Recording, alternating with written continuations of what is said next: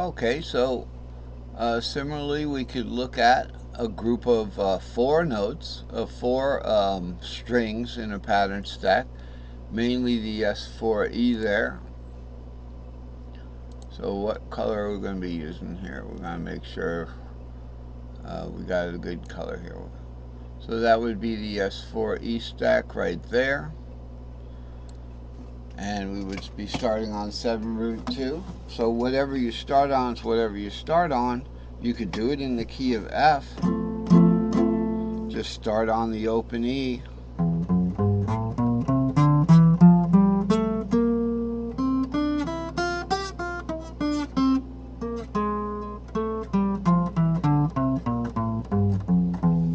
I wanted to show you, my notes are starting to wear off, but I don't have to use them. I could do it with my eyes closed.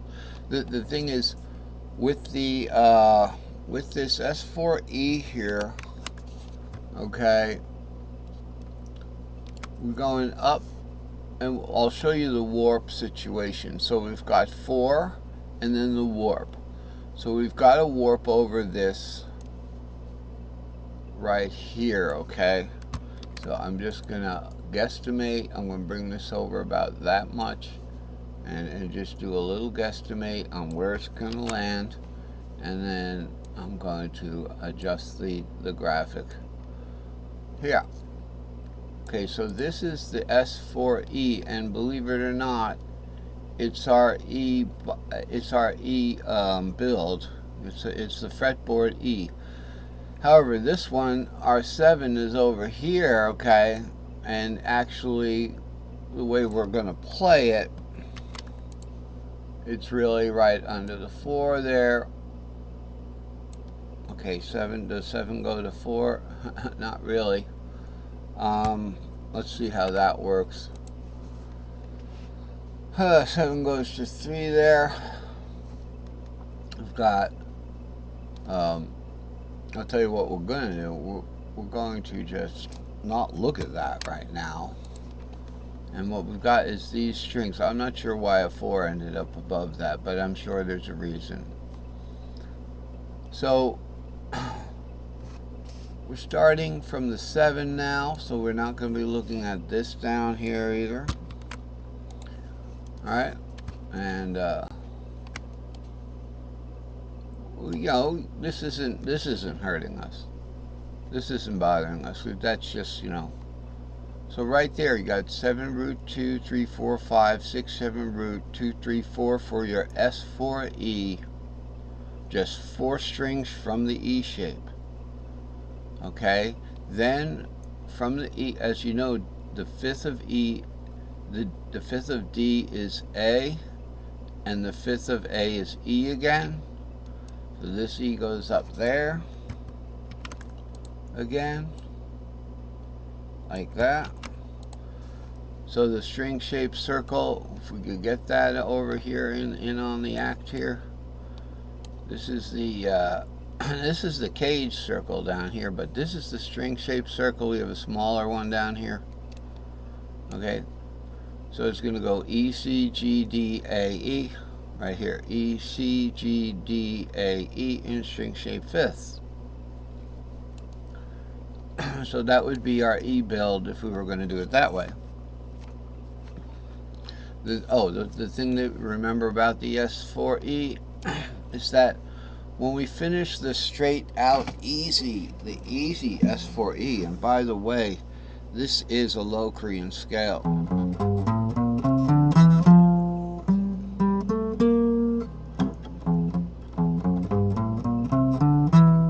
That's the Locrian scale right there. If you do another one from there, okay. Once we're done with our easy S4E, we have to shape fit an S3D on top. So this is an S3D with a warped over A shape. So if we look at that,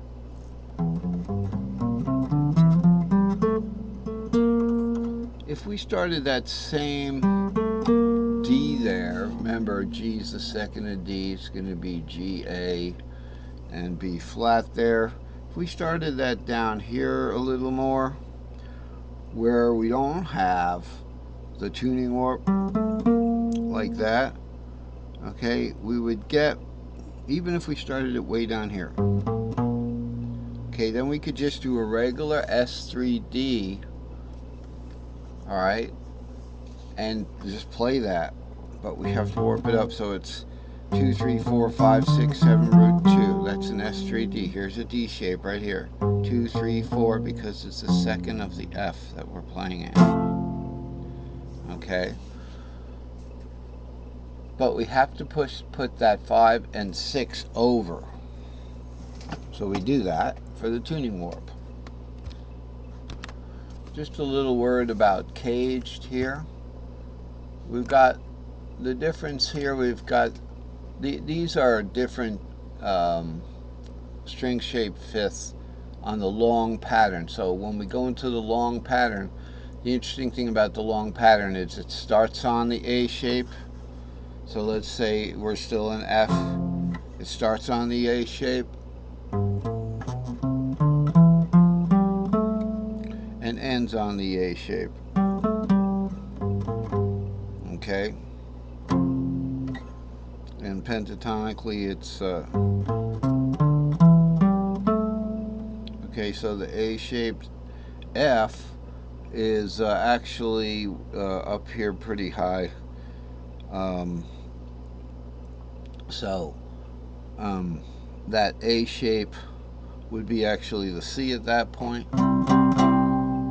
Right? It would be the C from the key of F. And that's important. Yesterday I was playing a little bit of some grooves, and one of the grooves was in like B mixolydian. I'm like, B mixolydian, what's that?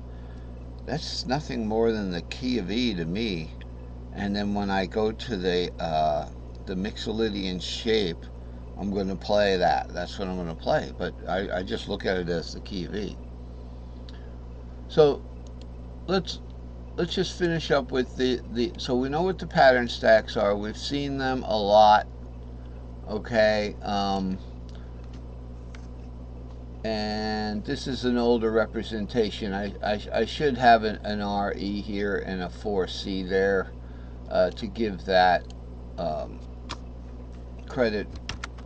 So right here in the long pattern here, it starts on an A shape and then it goes to the fourth of the E shape, of the E root shape. Okay, and then to the root rather of the E shape, and to the fourth of the C shape. Okay, so remember C is 3, 4, 5, and that is the C cage string shape. So the 4 is going to be the fourth of that, which is going to be an E shape. Okay, so remembering that if something's one string above it, it's the fourth of it. One string below it is the fifth of it. That's an easier way to look at it. So. And then we have the cage circle. So we got start cage from any string. We could do that. So if we start a C shape, let's say here's a C shape down here. We start a C shape from the next string up. Okay, it'll become an E shape. All right, so that's an interesting thing. And notice E is the fifth of that.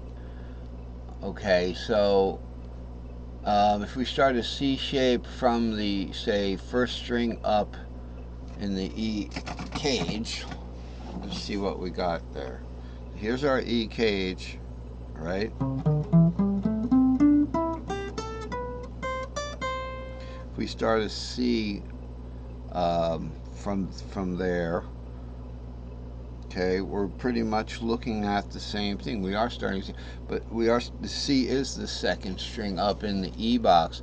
But if we move that C down, okay, then we're going to be getting the fifth of that. And that works. So if we start a C shape from down here,